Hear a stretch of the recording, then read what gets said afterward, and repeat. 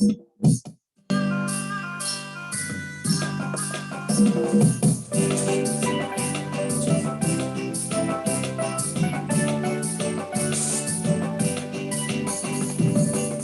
प्यारा यीशु आया, मेरा जीवन बदल गया।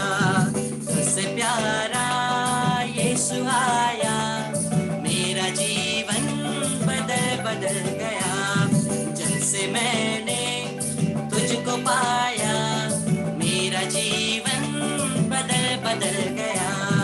जब से मैंने तुझको पाया, मेरा जीवन बदल गया।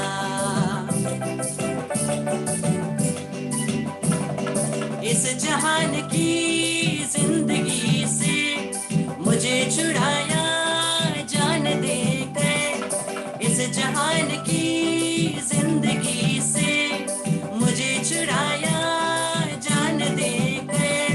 मेरा दिल, मेरा मन, मेरी काया, मेरा जीवन बदल गया। जब से प्यारा यीशु आया, मेरा जीवन बदल गया।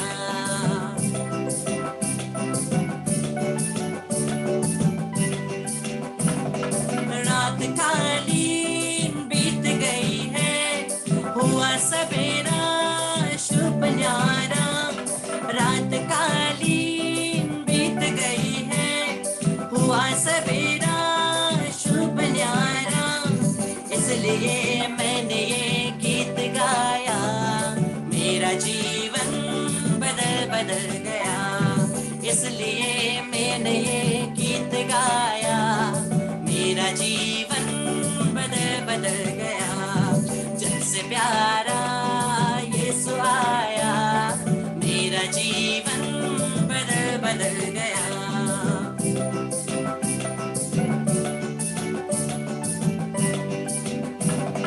दिन का दीपक बुझ गया है, हुआ संध्या उगा तारा। दिन का दीपक बुझ गया है, हुआ संध्या उगा तारा। इसलिए मैंने ये गीत गाया, मेरा जीवन बदल गया।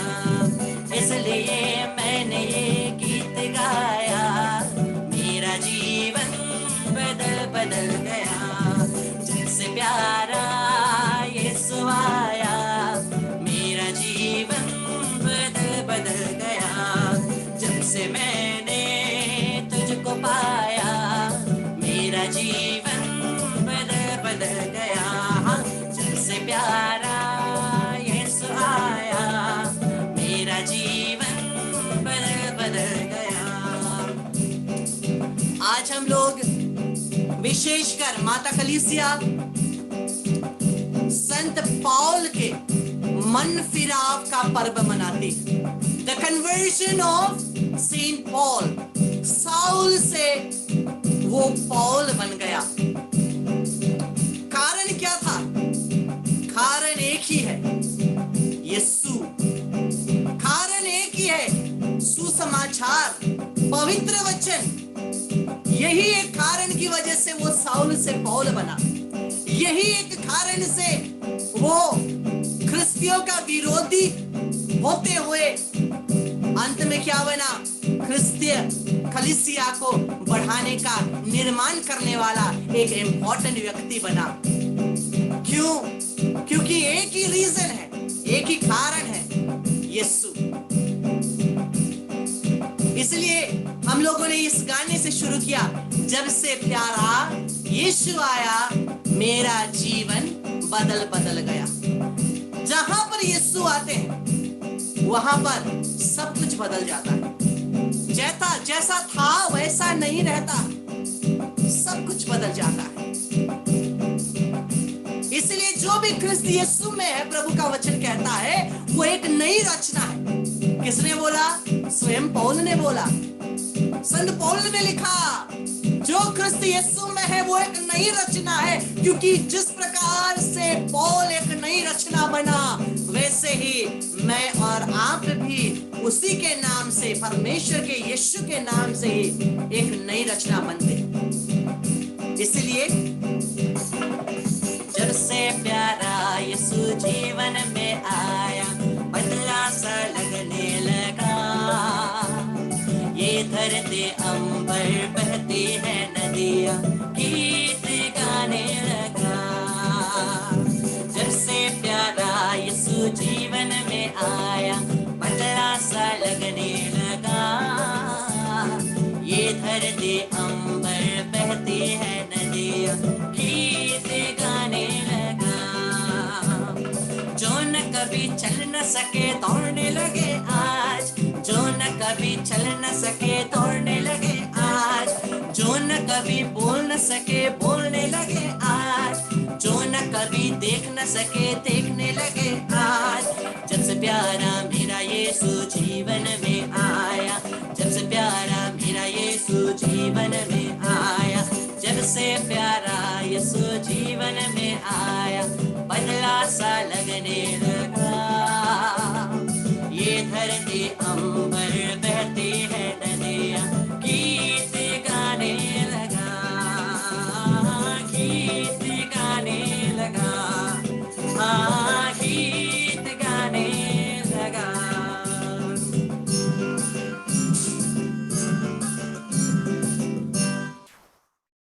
जब से प्यारा यीशु जीवन में आया, बदला सा लगने लगा, ये धरती अंबर बहती है नदियां, गीत गाने लगा।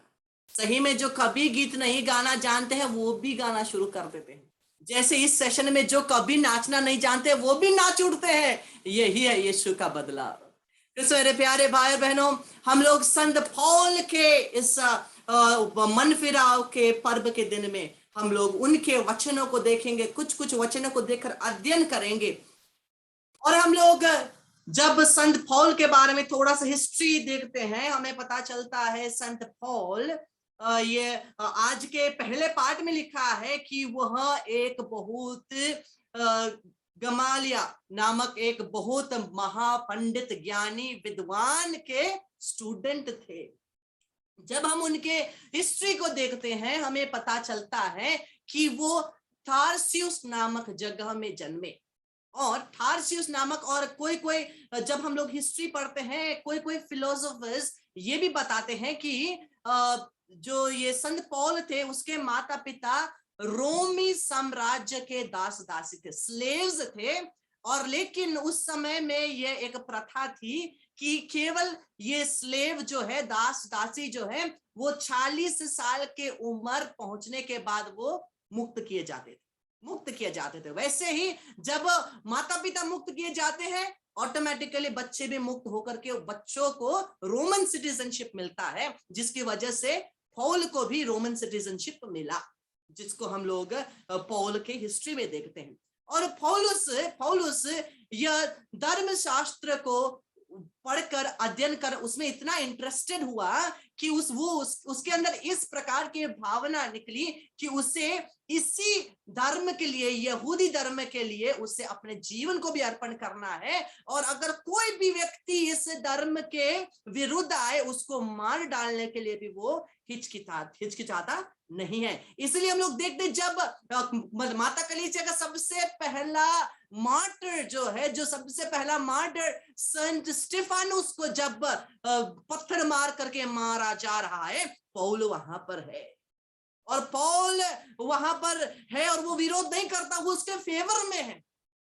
क्योंकि क्योंकि पौल समझता था कि यही एक धर्म समाज, ये जो यहूदी धर्म समाज, यही धर्म समाज के वचनों के अनुसार और इसी के मूसा के द्वारा दिए गए प्रथाओं को लेकर ही संसार को बचाया जा सकता है और मानव को मुक्ति मिल सकती है। लेकिन जब एक नया यहूदी टीचर निकला और सभी लोग उसी टीचर के पीछे लगने लगे, और इस प्रकार से लोग उस यीशु नाम के टीचर के पीछे लगने लगे कि जो मूसा के द्वारा प्रथाएं थी वो अभी अनगिनत होने लगी थी। मूसा के द्वारा दिए गए जितने भी प्रथाएं थे, जो भी करने के लिए कहा जाता था, उसे उसे त्याग दिया जाता था, उनका फॉलो ठीक से नहीं किया जाता था। इसीलिए पौलुस को गुस्सा आया, ये जो सौल है उसको गुस्सा आया। और हम लोग देखते हैं जब आज पहले पाठ में पढ़ते हैं, वो दमास्कस की ओर आ रहा है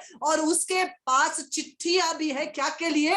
ये अलाउ करते हुए कि अगर कोई भी व्यक्ति क्रिस्तीय है, उसे सौल मार भी सकता था, लेकिन क्या हुआ? जब सौल इस लेटर को लेकर दमास्कस की ओर आ रहा है, क्या करने के लिए? सभी यहूदी, जितने यहूदियों ने ख्रिस्त को अपनाया है, यीशु का अनुसरण करते हैं, उनको पकड़ने के लिए, उनको मारने के लिए, उनको टॉर्चर करने के लिए जब वो दमास्कस की ओर जाते हैं, प्रभु उन्हें दर्शन देता है। एक मसीह विरोधी को परमेश्वर इस प्रकार से दर्शन देकर के उसके हृदय को वो क्या करता है? बदल देता है कि वो कैथोलिक कलीसिया के एक सबसे इंपॉर्टेंट फाउंडर होते हैं। जब हम लोग देखते हैं संत पौल एक सबसे सेकंड इंपॉर्टेंट फाउंडर है कैथोलिक कलीसिया के, वो भी केवल संत पेत्रुस के बाद। संत पेत्रुस सबसे पहला संत पिता है, संत पेत्रुस सबसे पहला पोप है, संत पिता के बाद सबसे इंपॉर्टेंट फाउंडर है संत पौल। और कोई थियोलॉजियंस ये भी बोलते हैं कि पौल और पीटर एक समान है, सामर्थ में भी एक है, उनका काम भी एक ही था। और ये कैथोलिक ख्रिस्तीय समाज को, ख्रिस्तीय धर्म को फैलाना, उसको फाउंडेशन देना, दोनों पौल और पेत्रुस एक साथ किए थे और उनका इक्वल कंट्रीब्यूशन है। इसलिए हम लोग पर्व को भी संत पौल और संत पेत्रुस के पर्व को भी एक साथ मनाते हैं।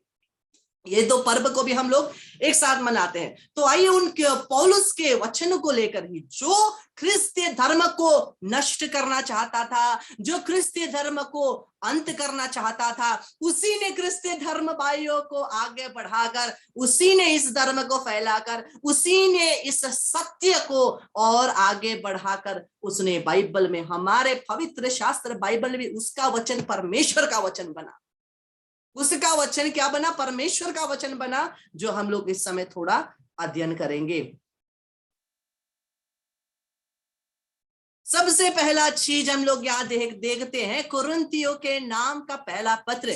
कुरिन्थियों के नाम का पहला पत्र अध्याय 4 पद संख्या 1, लोग हमें मसीह के सेवक और ईश्वर के रहस्यों के कारिंदा समझे।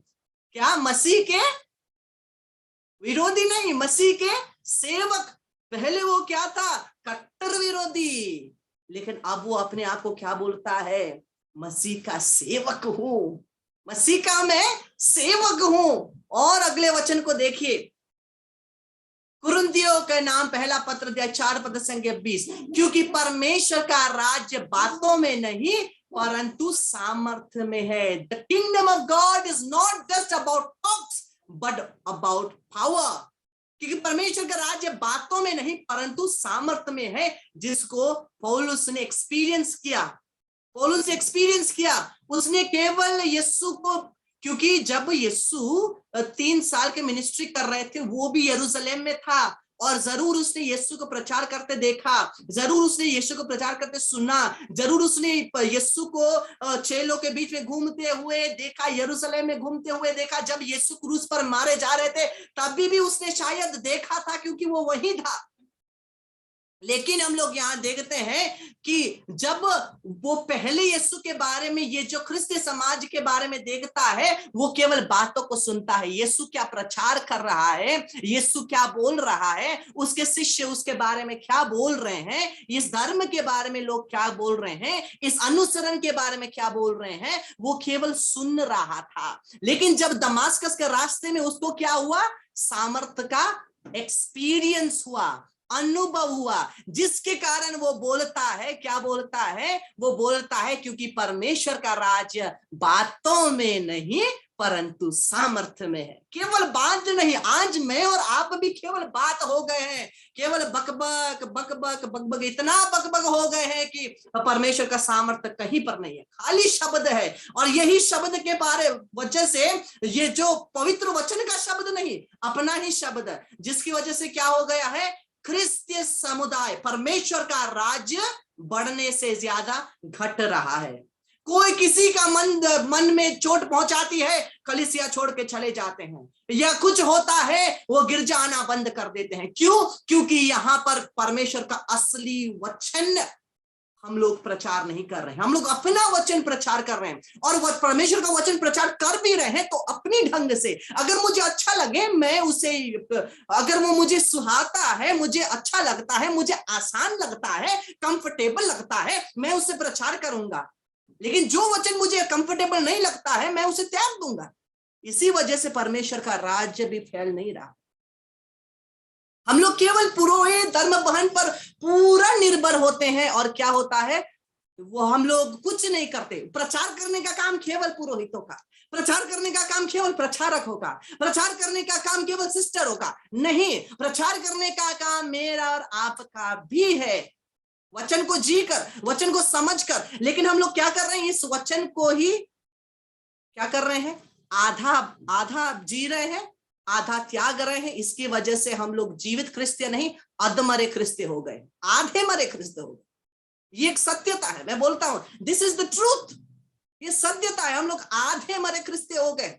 मैं डरता नहीं, बिना डरे बोलता हूं, मैं और आप सभी लोग आधे मरे क्रिस्तीय हो गए हैं, क्योंकि हम लोग परमेश्वर के वचन को पूर्ण रूप से अध्ययन नहीं कर रहे हैं, पूर्ण रूप से पालन नहीं कर रहे हैं, पूर्ण रूप से प्रचार नहीं कर रहे हैं, जिसकी वजह से हम लोग परमेश्वर के राज्य को फैला नहीं रहा है, उल्टा घटा दे रहे हैं। इसलिए कहीं पर सामर्थ्य नहीं है, इसलिए हम लोग सामर्थ्य काम नहीं कर सकते। पुराने नियम में देखिए, उसी बपतिस्मा में मैं और आप भी बपतिस्मा ग्रहण किए, उसी विश्वास है, वही आत्मा है, फिर भी मैं और आप में क्या वो सामर्थ्य है? नहीं है, केवल बकबक। सामर्थ्य नहीं है, केवल बकबक है। क्यों? क्योंकि सत्य वचन नहीं, सत्य वचन नहीं। हम लोग बाइबल को अच्छे से अध्ययन नहीं किए, अच्छे से एक एक वचन को हम लोग अपने जीवन में अपनाए नहीं। जो पसंद है रखते हैं, जो पसंद नहीं है छोड़ देते हैं। लिखा है किसी और के लिए, हम लोगों के लिए नहीं, किसी और के लिए लिखा है। यही हमारी सत्यता है, यही आज हो रहा है। इसलिए मैं और आप ख्रिस्त के उस शक्ति को एक्सपीरियंस नहीं कर पा रहे। ब्रदर, कहां कमी है? यहीं पर कमी है, क्योंकि वचन को हम लोगों ने अच्छे से अध्ययन नहीं किया, अधमरे हो गए। और आगे वचन को देखते हैं, कुरिन्थियों के नाम पहला पत्र अध्याय 1 पद संख्या 18, जो विनाश का मार्ग पर चलते हैं वे क्रूस की शिक्षा को मूर्खता समझते हैं, किंतु हमें लोगों के लिए, क्योंकि हम लोगों के लिए जो मुक्ति के मार्ग पर चलते हैं वह ईश्वर का सामर्थ्य है। जब यीशु मर रहे थे, क्रूस पर चढ़ाए जा रहे थे, जरूर पौलुस भी वहां पर था, पौलुस यरूशलेम में था, उसे पता था क्या हो रहा है, क्या चल रहा है, लेकिन उस समय वो मूर्खता समझता था। अच्छा हुआ, ठीक हुआ ये आदमी को मार दिया, क्योंकि वो इस प्रकार से प्रचार कर रहा था कि जो क्रिस्तीय है उन्हें मार डालना है। इस प्रकार से वो काम कर रहा था, इस प्रकार से वो आगे बढ़ रहा था। लेकिन हम लोग देखते हैं यही पौलुस क्या बोलता है, यही पौलुस बोलता है, हाँ, किंतु हम लोगों के लिए जो मुक्ति के मार्ग पर चलते हैं वह ईश्वर का सामर्थ्य है, वो ईश्वर का सामर्थ्य है। और वचन को आगे देखे, कुरिन्थियों का पहला पत्र अध्याय 14 पद संख्या 18, मैं अपने परमेश्वर का धन्यवाद करता हूं कि मैं तुमसे अधिक अन्य भाषाओं में बोलता हूं, अधिक अन्य भाषाओं में बोलता हूं। पवित्र आत्मा के सामर्थ्य से पौलुस परिपूरित है, वो कृपा को रख पा रहा है, उसने उस पवित्र आत्मा की शक्तियों को, करिश्माई दानों को, आशीषों को इस प्रकार से एक्सपीरियंस किया, इसीलिए तो वो लिख पाया, इसलिए तो वो लिख पाया। जिस सामर्थ्य को उसने एक्सपीरियंस किया उसी सामर्थ्य के बारे में उसने लिखा। देखिए, कुरिन्थियों के नाम का पहला पत्र अध्याय 12 पूरा, मैंने आप लोगों को कुछ दिन पहले होमवर्क दिया था, उसमें क्या है, उसमें पूरा करिश्माई वरदानों के बारे में। कुरिन्थियों के नाम का पत्र अध्याय 12 अध्याय 14 में वहां पर अन्य भाषाओं के बारे में दिया गया, और पौलुस बोलता है कि मैं अपने परमेश्वर का धन्यवाद करता हूं कि मैं तुमसे अधिक अन्य भाषा में बोलता हूं। और पौलुस किसको किसको ये लेटर सब लिख रहे हैं, किसको ये शिक्षा सब दे रहे हैं? जरूर वह लोग जो उनसे भी पहले क्रिस्तीय हैं। उन्होंने बहुतों के मन फिराव किया, लेकिन हो सकता है बहुत सारे ऐसे लोग भी थे जो उनसे भी पहले प्रभु के अनुसरण करते थे।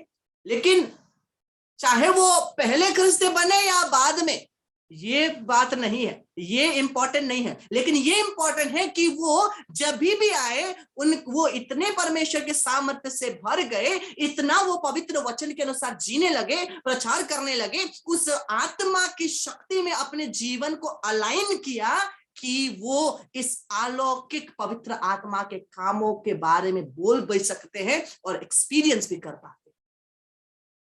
इसलिए मेरे प्यारे भाई बहन, प्रभु यीशु ने, याद है क्या बोला था कि जब एक जो खेत का स्वामी है वो लोगों को बुला करके काम करने बोलेगा, और फिर क्या, और दिन के चलते वक्त, दिन का अंतिम वक्त तक वो जो खेत का स्वामी है एक एक व्यक्ति को ला करके बोल रहा है, यहाँ काम करो, यहाँ काम करो, यहाँ काम करो। और जब क्या होता है, जब पेमेंट देने का समय आता है, जो शुरुआत से काम कर रहा है उसको भी उतना ही पेमेंट, जो अभी अभी केवल शायद 1 घंटा खाली काम किया था उसको भी उतना ही पेमेंट दिया गया। लेकिन लोग क्या हो गए, लोग बहुत झमेला करने लगे। लेकिन स्वर्गीय का राज्य यही है, कौन पहले आता है कौन बाद में आता है ये कोई बात नहीं। कौन पहले आता है, कौन पहले विश्वास करता है, कितने सालों से कोई विश्वास कर रहे हैं, क्या फायदा, क्या फायदा। बहुत सारे क्रिस्ती है, आदम बाबा के समय से वो लोग विश्वास में है, फिर भी क्या हुआ है, कुछ भी नहीं। कौन से सामर्थ्य के काम कर पाए हैं, कितना आत्मा में बढ़े हैं, कितना अभिषेक के लेवल में बढ़े हैं, जांचना है। मैं इसलिए बोल रहा हूं कि मुझे और आपको जांचने की जरूरत है। ये सब सीख मुझे और आपको संत पौल के जीवन से लेना है, केवल आपको नहीं मुझे भी। जब मैं इन वचनों को आपको बोल रहा हूं, ये सभी वचन मुझे भी लागू होते हैं, मुझे भी जांचने की जरूरत है, क्योंकि प्रभु का वचन दूधारू तलवार। Hebrews chapter 4 verse 12, इब्रानियों के नाम का पत्र अध्याय 4 पद संख्या 12, ईश्वर का वचन जीवित है, सशक्त है, दूधारू तलवार से तेज है। जितना वो वचन आपको काटेगा उतना वो वचन मुझे भी काटेगा। और यहाँ हम लोग क्या कर रहे हैं, यहाँ हम लोग एक दूसरे की सहायता कर रहे हैं वचन में जीने के, वचन में आगे बढ़ने के लिए। और पवित्र वचन क्या करेगा, पवित्र वचन हमारे अंदर की कमियों को निकालेगा ताकि हम लोग उन कमियों पर ओवरकम कर सके और अच्छे क्रिस्ती बन सके। यही यहाँ पर हो रहा है, यही यहाँ पर हो रहा है। प्रूनिंग जो चल रही है, जो छांटना, प्रभु का वचन कहता है जो अच्छा फल देने वाला पेड़ है वो भी छांटा जाएगा ताकि वो और भी अच्छा फल फलाए। जब ये वचन सब सुनेंगे दिल में लगेगा, चोट लगेगी, लगेगा ब्रदर किस प्रकार से बोल रहे हैं, लेकिन ये छांटने का काम हो रहा है।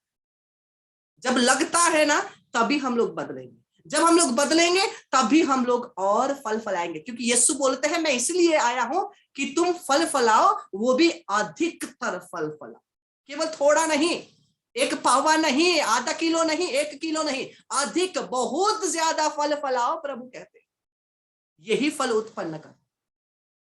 जब हम लोग छांटे जाएंगे, जब हम लोग को चोट लगेगी वचन के द्वारा, तभी मैं और आप प्रभु के साथ और एक संयुक्त रिश्ता जोड़ पाएंगे और प्रभु के वचन को आगे देखेंगे।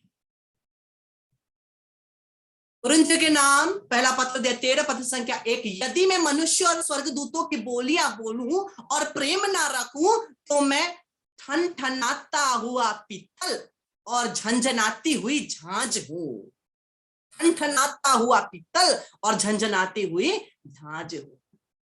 अगर मेरे अंदर प्रेम नहीं, अगर मैं बहुत अन्य भाषा में बोलता हूं, बहुत दिन भर अन्य भाषा में प्रार्थना करता हूं, लेकिन एक दूसरे को प्यार नहीं कर पाता, वो प्रेम नहीं ला पाता, प्रेम के कारण जी नहीं पाता, तो मुझ में कोई फायदा नहीं है, संत पौल कह रहा है। और वो ये ऐसा क्यों कह रहा है, क्योंकि उसने यीशु से इतने प्रेम को उसने अनुभव किया, क्योंकि वो स्वयं क्रिस्तियों को तबाह करना चाहता था, खत्म करना चाहता था, लेकिन परमेश्वर ने उसे इतना प्यार किया कि परमेश्वर उसे यूज कर रहा है अपनी शक्तियों से इतना कूट कूट कर उसे इतना शक्ति प्रदान करता है कि वो और भी परमेश्वर के राज्य के लिए काम कर सके।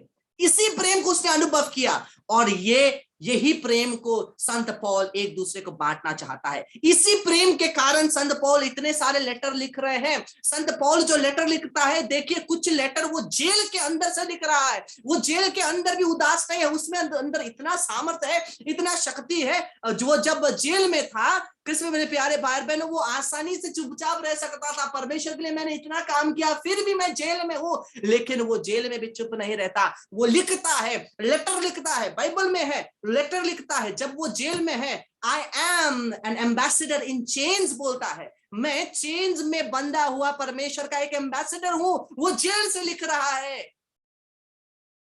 और यही प्रेम को उसने अनुभव किया और इसलिए बोलता है, बहुत क्रिस्ती है जो अन्य भाषा बोलते हैं, पवित्र आत्मा के सामर्थ्य अचंभे काम करते हैं, लेकिन प्रेम नहीं है। और परमेश्वर का वचन आगे कहता है, जो प्रेम नहीं करता वो परमेश्वर को नहीं जानता, क्योंकि परमेश्वर ही प्रेम है। और संत पौल का सबसे बेसिस यही है, क्योंकि उसने जो प्यार, परमेश्वर का प्यार अनुभव किया, वही प्यार वो दूसरों को अनुभव करवाना चाहता है। यही मेरा और आपका भी काम है। वही प्रेम को जो मैंने और आपने परमेश्वर के द्वारा अनुभव किया, उसी प्रेम को मुझे और आपको भी बांटना है। मैं और आप भी जन्म से संत नहीं है कोई जन्म से संत यहाँ पर कोई भी जन्म से संत नहीं है। हम लोग सब कुछ झेल कर, सब कुछ फेस कर और क्या बोलते हैं, वर्स्ट से वर्स्ट पापों में पड़कर फिर उठकर आए हैं, लेकिन परमेश्वर ने हमें फिर से गले लगाया है। यही प्रेम को मुझे और आपको दूसरों तक पहुंचाना है। जो भी हो, यही प्रेम को पहुंचाना है। गलतियों के नाम पत्र अध्याय 3 पद संख्या 13, मसीह हमारे लिए शापित बने और इस तरह उन्होंने हमको संहिता के अभिशाप से मुक्त किया, क्योंकि लिखा है, जो काट पर लटकाया जाता है वो शापित है। यीशु को क्या बोला गया? यीशु को बोला ये श्रापित है, क्योंकि ये मूसा के दिए हुए साहित्यों को, जो मूसा के द्वारा दिए गए जो भी ऑर्डिनेंसेस है, उसको वो फॉलो नहीं करता, इसलिए ये श्रापित इंसान है। लेकिन यही पौलुस जो मानता था शायद उस समय कि यीशु भी श्रापित है, सही में वो श्रापित है, क्योंकि जो मैं यहूदी धर्म का मैं प्रचार कर रहा हूं, उसके बारे में वो कुछ भी नहीं करता, बल्कि वो उसके सभी नियमों को तोड़ता है। उसने भी यीशु को श्रापित सोचा, लेकिन वो बोलता है हमारे लिए वो श्रापित बना। अब वो समझता है हमारे लिए वो श्रापित बना। इसी प्रकार से मैं और आपको भी समझना है, मेरे और आपके लिए वो श्रापित बना। मेरे और आपके पापों को जब आप क्रूस की ओर देखेंगे, देखिए प्रभु के शरीर में कितने घाव है। प्रभु के, जब आप नॉर्मल क्रूस को देखेंगे ना, आपको उतना मन नहीं आएगा, वो क्रूस है ठीक है, लेकिन जब एक एगोनाइजिंग क्रूसिफिक्स बोल के बोला जाता है, जब उस एगोनाइजिंग क्रूसिफिक्स में देखेंगे ना, प्रभु के शरीर में इतना लहूलुहान, इतना घाव, इतना क्या बोलेंगे। एक फोटो है मेरे पास सेंट अल्फोंस लिगोरी के डेफिनेशन के अनुसार प्रभु का पीठ कैसा था, आप देख नहीं पाएंगे, इसलिए मैं दिखाऊंगा भी नहीं। इस प्रकार से प्रभु के पेट में इस प्रकार से उसको, उनको कोड़ों की मारे मारी जाती है कि स्किन कुछ भी नहीं, अंदर की हड्डियां दिख रहे हैं प्रभु के। इस प्रकार का दर्द और पीड़ा यीशु ने मेरे और आपके लिए झेला। वो शापित किए गए, वो श्रापित माना गया मेरे और आपके लिए। यही संत पौल बोलता है। और वचन को आगे देखें, एफिसियों के नाम 4:31, पवित्र आत्मा से मुक्ति के दिन के लिए आप लोगों पर अपनी मोहर लगा दी है, आप उसे दुखी ना करें। पवित्र आत्मा के कामों को ही पौलुस रोकना चाहता था, लेकिन पौलुस को ही पवित्र आत्मा ने रोक दिया और बोला, ठहरो, तुम्हें मेरे विरुद्ध नहीं, मेरे साथ काम करना है। इसी प्रकार से जब मैं और आप भी प्रभु के विरुद्ध, जो वचन कहता है, देखो जो मुक्ति के दिन के लिए आप मोहर लगाए गए हैं, इसी मुक्ति के दिन के लिए लगाए गए मोहर को हम लोग दुख पहुंचाते हैं, लेकिन प्रभु बोलता है, रुको मेरे बेटे, मैं क्षमा करने के लिए तैयार हूं, वापस आओ। वचन के द्वारा मुझे और आपको फटकारते हैं। और वचन को देखिए, फिलिपियों के नाम, आप लोग अपने मनोभाव को ईसा मसीह के मनोभाव के अनुसार बना दे।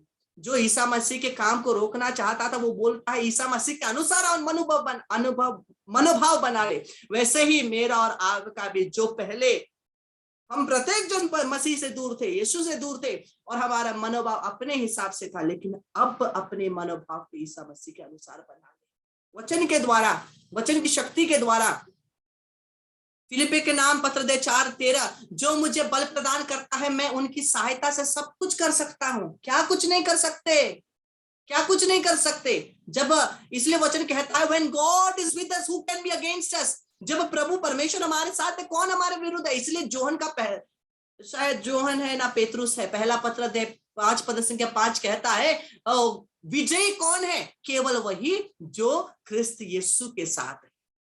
वही विजेता है जो ख्रिस्त यीशु के साथ। इसलिए जब परमेश्वर हमारे साथ है, कौन हमारे विरुद्ध हो सकता है? इसलिए उसके सहायता के द्वारा हम सब कुछ कर सकते हैं।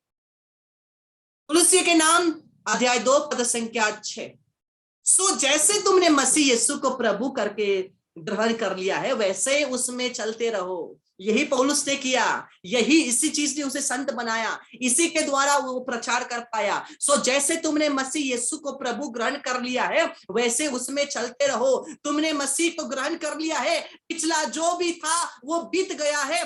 पिछले जैसे भी जीवन जीते थे, अभी इसी वक्त तक जैसा जीवन जी रहे हो, बंद करो और नया जीवन जीना शुरू करो। अगर तुम मसीह के साथ जीवन जीते हो, मसीह का अनुसरण करते हो, उसी के अनुसार चलना शुरू करो। पौलुस ने यही किया। उसने वो पिछला जो भी हुआ भूल जाओ। कभी कभी हम लोग पिछले हुए हमारे पापों को लेकर के, सभी जो भी है हमारे कमजोरी, उसको लेकर के बैठे रहते। इस मेरे प्यारे भाई बहनों, परमेश्वर की दया के सामने वो कुछ भी नहीं। परमेश्वर की दया सबसे बड़ा है। अब पिछला सब भूल कर मैं आगे बढ़ता चलूं। पिछला सब भूल कर मैं आगे बढ़ता चलूं, ये मेरा और आपका मोटो होना है। ये मेरा और आपका एक दृढ़ भावना होना है कि मसीह को मैंने ग्रहण किया, मैं उसी के अनुसार चलूंगा। यही पौलुस ने किया। उसने जैसा भी जीवन क्यों ना जिया हो, जो भी मैंने अभी तक कहा, वो जैसा भी क्यों ना किया हो, और अभी जैसा भी क्यों कर रहा हो, लेकिन एक बात है, पौलुस ने एक बार मसीह को चुनने के बाद मसीह के द्वारा ही जीने लगा, मसीह के साथ ही जीने लगा, मसीह के लिए ही जीने लगा। इसलिए बोलता है, अगर मैं मरता हूं वो भी फायदा है, अगर जीता हूं वो भी मैं मसीह के लिए ही जीऊंगा। इस वचन को हमें याद रखना है। वचन का अभिषेक प्रत्येक के जीवन में इस समय उतर रही है। और कुरिन्थियों के नाम पहला पत्र अध्याय 1:27 से अंतिम वचन है। हालेलुया।